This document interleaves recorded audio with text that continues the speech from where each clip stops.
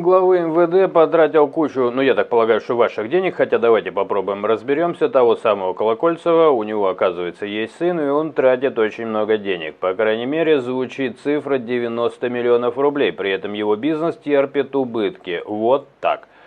Сообщают нам, а Астра это пересообщает. 42-летний предприниматель Александр Колокольцев, сын главы МВД Владимира Колокольцева. Если никто-то не помнит, кто такой Колокольцев, мне больше всего ярко запомнилось, помимо того, что он все время раздает кому-то награды, словно какой-то Дед Мороз летел в нетрезвом состоянии по небу, и у него из саней высыпалось пару мешков наградных пистолетов и наград. То есть один мешок пистолетов и один наград. И он все время бегает и все время кого-то чем-то награждает, вместо того, чтобы защищать общество от преступности. Но мне ярче всего запомнилось, когда он в очередной раз растыкивал какие-то награды. Это было дело Насти Муравьевой. Это дело у меня теперь на отслеживании, что будет происходить. Совершенно ужасающее дело. Девочка 8 лет, там прокололись даже... что, видимо, знали, кто подбрасывал, там тело потом подбросили, так я очень кратко вам расскажу. Малахов, например, попался, просто прокололся, это люди заметили, которые были у него на передаче, он на одной передаче сказал, давайте обратимся к преступнику, там было сначала похищение, пусть вернет хотя бы тело, если не жив, значит, вот этот маленький человечек. Передача выходит позже, у него прямые эфиры не сразу, не в прямом эфире идут, они на запись. Подбрасывает тело, и только потом выходит передача. То есть преступник не мог его услышать. А в следующей передаче Малахов говорит, нас словно услышали. Если бы это было не по заранее заготовленному сценарию, он бы, конечно, на второй передаче этого бы не сказал, потому что понимал бы, что услышать их не могли. Он же знает, когда выходит его передача, он этим, собственно говоря, живет. Но этого мало. Один из сотрудников, следователь, который нашел тело, там рядом с озером оно было обнаружено, он вообще, когда раскрыл, и Малахов этому уделял внимание, можете посмотреть, что там не было возможности рассмотреть, что там вообще. То есть там много пакетов полиэтиленовых, темные, непроницаемые. И вот этот сотрудник, следователь, он взял нож и стыкал, значит, сам этот пакет, приоткрылась коленка, было видно коленку, а они оставляют закладку, такую капсулу, что туда пишут, что было обнаружено, ну, чтобы не было какого-то вранья, не было коррупции. Он написал, что обнаружил, собственно говоря, тело девочки. Это очень странно, потому что как он мог по коленке вообще обнаружить, что он, как, кого он там обнаружил. И он ее закапывает, потом ее откапывает. Этого не вышло в эфир, я бы об этом не говорил, я бы этого не знал, если бы не было сильнейшего давления на адвоката подозреваемого, обвиняемого Бережного, которая просто в какой-то момент на нее так давили, что она вынуждена была сбежать из страны, и она просто обнародовала это дело. Ну, у нее были свои цели, я так скажу, я свое, я ищу обычно несоответствие, и вот это было одно из странных несоответствий, плюс к этому все обвинение, ну так уж скажу, в интересах адвоката, в сторону вот этого Бережного было все построено, что были обнаружены его генетические следы на каком-то кусочке коврика. То есть он зачем-то со свои следы оставил, хотя прятал тело, типа, да, если мы этому верим. Ну так вот, что касается на самом теле, то адвокатесса этому очень много уделила внимания, что это просто ложь, там был подлог, все время это переписывалось, подгонялось, а самое главное, там уже было такое, скажем так, длительные следы разложения.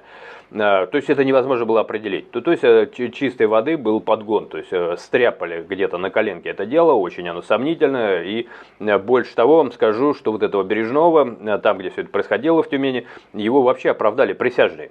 Но это решение было отменено судом, была сменена, ну там причину нашли, была изменена подсудность, его уже в Москву вывезли, там быстро осудили за это преступление. Понимаете, если он не виновен, если мы это предположим, то есть, как бы при таком расследовании я не могу сказать ни да, ни нет, то мы с вами вынуждены признать, что преступник какой-то бродит, ходит. Узнать бы кто, спросить бы у Малахова. Оговорочка ведь не случайно была, ошибочка такая. Еще раз, там люди удивились, а как же это произошло-то? Накладка довольно серьезная. Ну а уж после обнародованного дела, я бы сказал, что надо спросить еще его Колокольцева. А у Колокольцева на этом фоне происходит приступ очередных подарочных пистолетов. Еще в суд отдается дело, и вот это дело, которое было собрано так, как я вам сейчас очень кратко рассказал, там нюансов значительно больше, странных, и вообще пропажи массовые, значит, несовершеннолетних в Тюмени, все это замяли этим делом, и само дело было странное, и явно вот это нападение на Настю Муравьеву, оно было не случайно, там мы это выискивали, отслеживали, был некий француз. Короче, там очень много нюансов. Он тоже скоропостижно скончался, он явно был носитель какой-то информации, этому посвящала очень много внимания другая Анастасия, есть некая журналистка оттуда из Тюмени, на нее давление адское, она годы тратила, она сама была жертвой, всем плевать, МВД там все это под сукном держит. А потом как-то подчистили концы. И на этом фоне еще дело ведется, еще раз, судебного разбирательства еще не было. Колокольцев берет и раздает наградные пистолеты вот этой следственной группе, которая вот так провела дело. У меня было первое ощущение, что он им раздал пистолеты, с одним патроном. Но просто после того, так проведенной работы, намек был бы очевиден. Но похоже, что он реально считал, что они хорошо поработали. Кто-то заказал это дело. Возможно, я еще раз там заказом очень пахнет. Еще раз, потому что, и давайте самое главное скажу, вообще о пропажах несовершеннолетних в Тюмени вышла информация случайно. И она держалась под сукном годами. Один блогер совершенно случайно делает ролик, он вообще посвящает свое внимание там различным серийщикам. Это Фауст 21 века. Все проверяемо, я вам не придумываю. И ему начинают писать мамочки оттуда, что вот у меня похожая история. И он складывает все воедино, и у него вот такие глаза, образно выражаясь.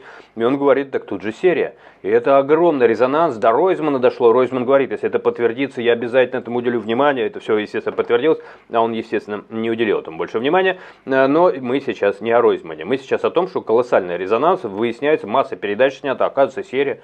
А где МВД, а где Колокольцев? Серия, выясняет какой-то блогер, дай бог ему здоровья. Мамочки должны были собраться на площадке вот этого блогера, чтобы вообще все это вышло из-под сукна. На всю Сибирь грохот. Я потом еще посчитал, оттуда, там была Анна Анисимова, последняя, это в районе 11 года, 10-11 годы. Она была последняя в серии, а резонанс через 10 лет произошел. Резонанс, стало известно. И вот тут под этот резонанс пропадает Настя Муравьева. И я так думаю, а не для того ли закрыть, чтобы резонанс, что вот и так пропадает, серийщик какой-то. Потому что, еще раз, ее выискивали, там книгу одну написал, вот эта журналистка, о которой я говорил, про дом. И именно из этого дома она пропадает, словно вот демонстративно делали, либо тупица какой-то делал, чтобы что-то как-то слепить, чтобы все это было в одну кучу. Так это выглядело. Собственно говоря, вот такая история. И в районе 11 года оттуда уехали Собянин, чуть раньше, а за ним уехали его, журналисты подозревают друзья-товарищи, они все время вместе держатся, и судебные исполнители, знаете, такие ребята, которых, я не знаю, любит ли их кто-то.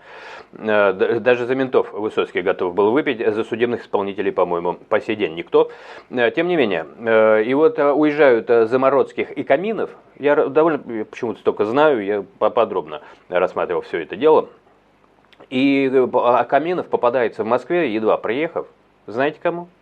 Марцинкевичу, который охотится, по этим своим, по подсадным уткам, на живца ловит, и он ловит эту Камину, он приехать не успел, а в Тюмени перестали пропадать. Как только вот этот уехал, в Тюмени перестали, это совпадение, я не утверждаю, что он связан, но совпадение, извините меня.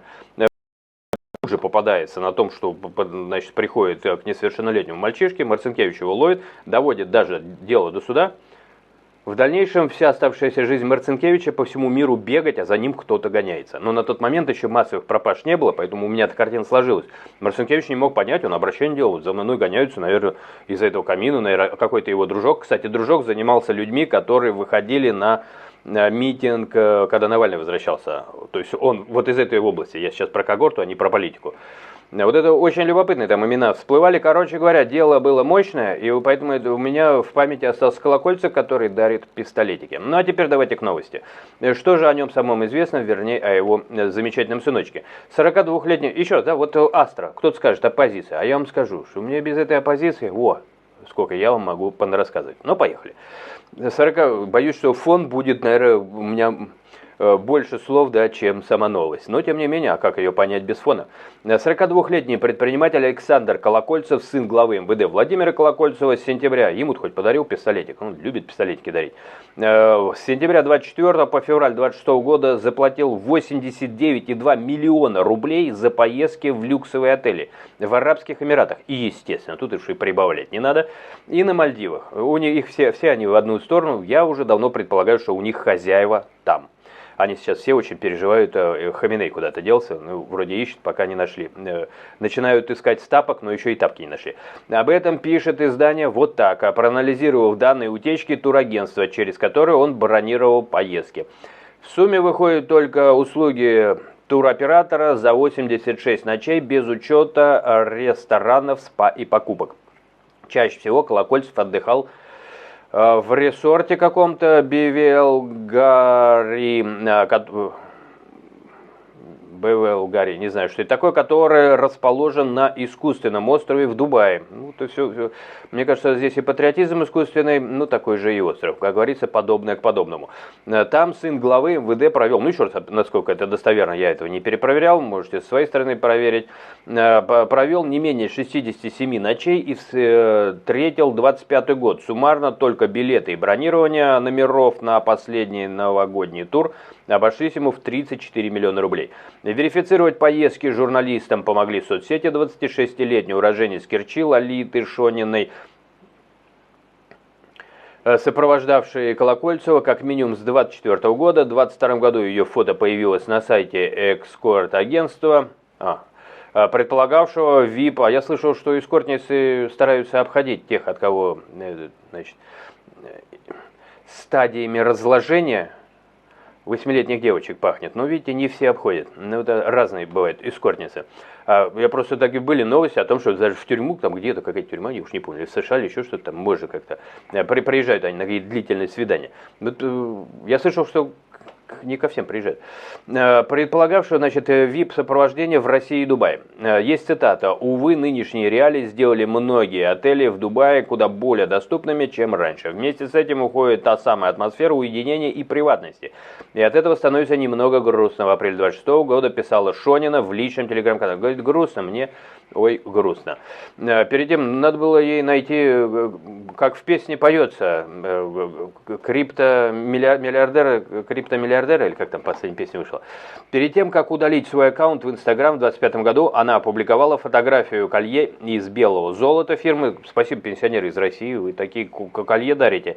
И подарите мне хоть что-нибудь, я просто вы такие мощные. Граф, содержащего 487, бриллиантов в общем весе.